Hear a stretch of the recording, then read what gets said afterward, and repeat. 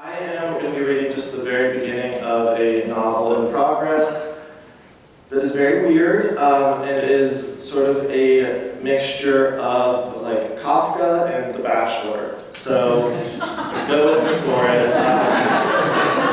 And it is tentatively called My Republic, but who knows if that'll stay.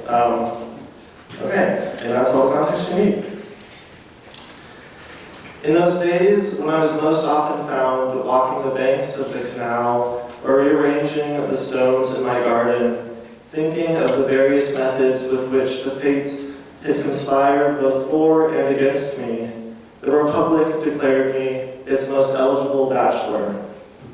This news arrived by way of yellow taxi and silver tiara, the latter standard issue for all council staff, and was more surprising than anything in my experience before or hence.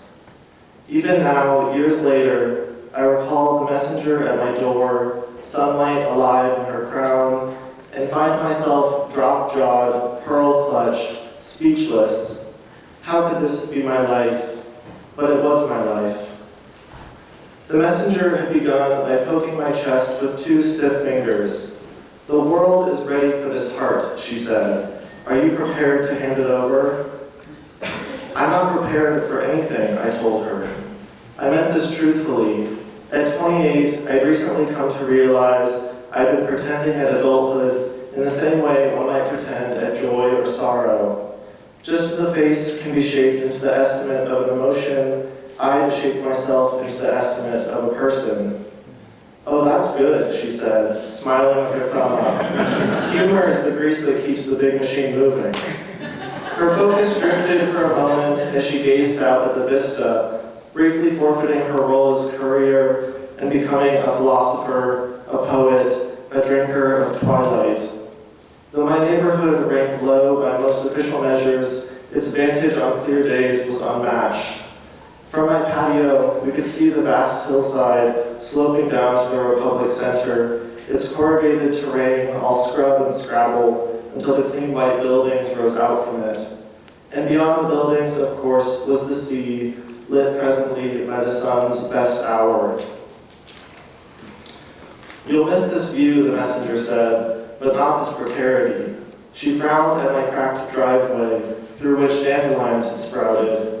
"You haven't tried to pack anything, have you?" she asked. "The palace will expect you fully unencumbered." I squinted back at her. Even from a distance, the sunlight reflected off of the sea with a bright kind of ferocity, as if its surface were swirling with a layer of glass and plastic. That, and my already compromised understanding, had finally lost all footing. "I'm not sure why the palace is expecting me at all," I said. The messenger whooped loudly. "If you keep pulling my leg like that, you're going to tear it off." She continued extracting laughter, painfully it seemed, until my unknowing finally proved itself. "You're all over the news," she said, her face falling. "They sent up a seaplane with your name on its banner this morning."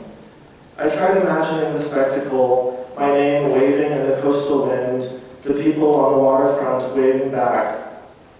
"Am I in trouble?" I asked. "You're only in trouble if you think of love as a dangerous game," the messenger said through clenched teeth.